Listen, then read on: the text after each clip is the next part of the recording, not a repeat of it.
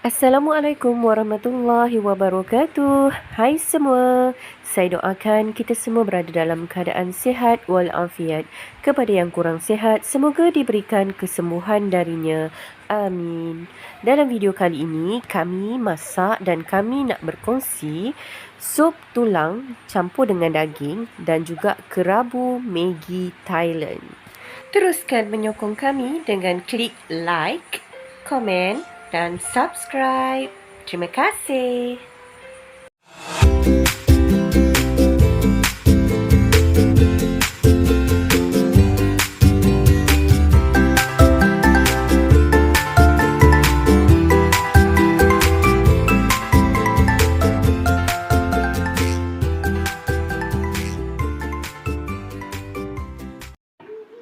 Kami masak, kami kongsi. Menu kami yang pertama, sup daging tulang lembu. Bahan-bahan tumis sup, 4 ulas bawang putih, 4 ulas bawang merah kecil, 2 inci lengkuas, 2 inci halia. Bawang putih dan bawang merah dihiris, lengkuas dan halia, hiris kemudian ketuk. 1 kilogram daging, potong dadu kasar, basuh bersih-bersih. Seterusnya, Abang Anik panaskan sedikit minyak dan tumis hirisan bawang merah serta bawang putih. Untuk kali ni Abang Anik yang masak ya, bukan saya. Sikit sungguh minyak yang Abang Anik guna. Abang Anik nak buat sup yang lebih sihat ni, kurang minyak. Okey, jadi Abang Anik teruskan tumis bawang putih dan bawang merah sehingga sedikit layu dan berbau harum. Kemudian, Abang Anik tambah halia dan lengkuas. Sambung tumis lagi. Pelik juga cara Abang Anik masak ni. Dahlah guna minyak sikit je.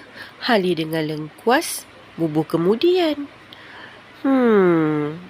Tapi, hasilnya sedap ni. Abang Anik masak selalunya sedap.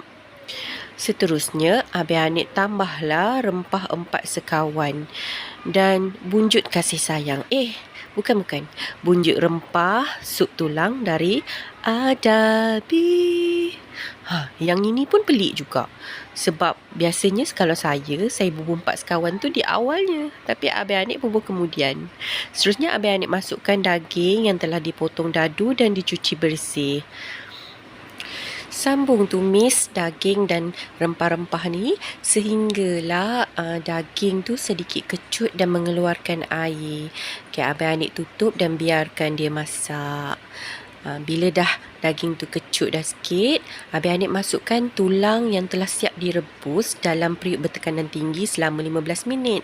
Sebab bahagian tulang ni isi dia agak keras, jadi Abang Anik rebus dalam periuk tekanan tinggi dulu supaya lebih lembut dan mudah untuk dimakan. Bahagian yang daging sahaja tu dia dah memang jenis daging yang daging grade A yang mudah untuk empuk. Seterusnya, Abang Anik tambah sedikit air dan tutup periuk, biarkan sup ni merenih. Abang Anik dia tak ambil air rebusan daripada tulang tu sebab bahagian tulang tu terlalu banyak sangat lemak. Jadi Abang Anik nak buat sup yang sihat kan. Sebab tu dia ambil tulang dia sahaja. Okey, tu tengok tu. Tulang dengan daging tu dah nampak kecut, air dia dah kurang sikit. Abang Anik tambah lagi air dan biarkan sup ni terus masak lagi.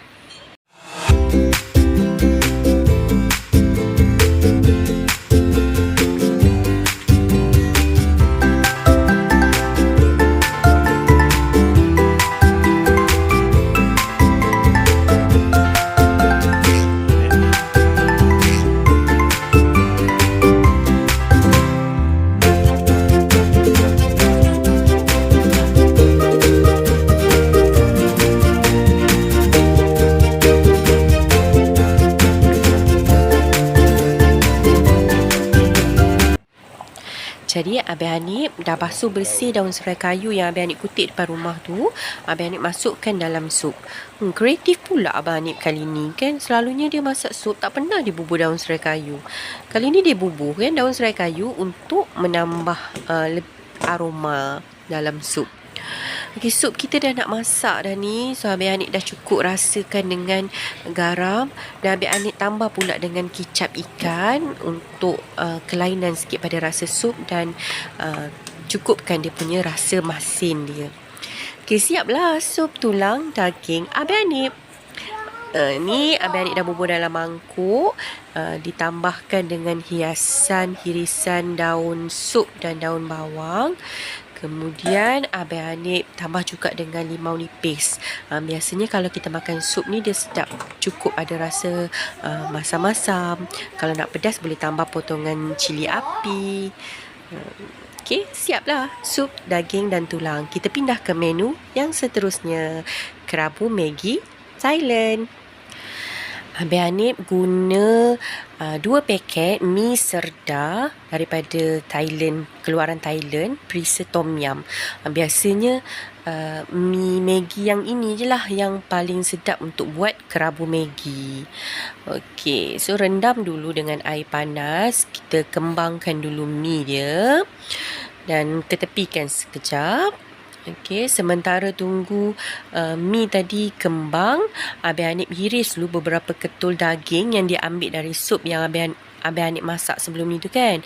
Sebab kali ni Abang Anik nak buat kerabu Maggi rencah daging. Selalu orang buat kerabu Maggi bubur sotong, bubur crab stick, bubur udang. Tapi kali ni Abang Anik bubur daging, sebab kita orang tak ada lauk seafood kan. Jadi Abang Anik bubur daging lah. Lainlah sikit kan daripada yang selalu makan kerabu Maggi tu. Okey, lepas tu Abang Anik hiris juga bawang merah, timun dan juga daun ketumbar. Untuk bahan-bahan tambahan dalam kerabu Maggi ni terpulang kepada kita. Ada orang dia bubur tak bubuh timun, tapi untuk kali ni Abang Anik bubur timun. Timun tu diambil bahagian isi sahaja, dia punya biji buang, sebabnya tak nak bagi kerabu tu terlalu berair oleh biji timun tu kan. Jadi bahagian biji timun tu buang. Abang Anik hiris nipis-nipis timun tu. Abang Anik ni memang pakar lah bab hiris-hiris yang nipis-nipis ni kan. Kalau menghiris sayur-sayuran nak halus-halus nipis-nipis, memang saya serah ke Abang Anik je lah semua. Lepas tu daun ketumbar Abang Anik iris juga bagi dia punya bau aroma dia sedap. Memang biasa kerabu Maggi mesti bubur daun ketumbar. Lepas tu ada juga kerabu Maggi yang bubur tomato. Tapi sebab masa ni kami tak ada tomato, stok tomato dekat rumah, so tak bubur lah. Kalau bubur tomato pun sedap, dia ada rasa masam-masam tomato tu kan. Lagi sedap kalau kita pakai tomato yang hijau-hijau, bukan tomato yang dah masak ranu merah tu. Okey, so Maggi dah cukup kembang. Abang Anik toast, buangkan semua air dia. Dan kemudian nanti Abang Anik akan gaulkan dengan dia punya perencah. Perencah tom yum daripada mi serda ni tadi, jangan dibuang pula. Jadi kita akan bubur dia punya sebut perencah dan juga minyak dia tu. Sebut perencah dengan minyak dia, bubur dua-dua paket. Sebab kita guna 2 paket, bubur dua-dua paket semua sekali. So nanti tak payah tambah bahan perasa lain lah, sebab dah cukup rasa dah daripada dia punya perencah. Okay, gaul-gaul rata. Selepas tu nanti kita buburlah pula daging yang dihiris tadi, timun, bawang dengan daun ketumbar tu kan. Kita bubur dan gaul rata semua sekali biar sebati dia punya bahan-bahan ni. Okey, kalau nak makan pedas kerabu Maggi ni, boleh juga hiris cili api. Hiris cili api untuk menambah rasa pedas. Macam Abang Anik ni, Abang Anik tak bubur lah cili api, pasalnya anak-anak nak makan kan.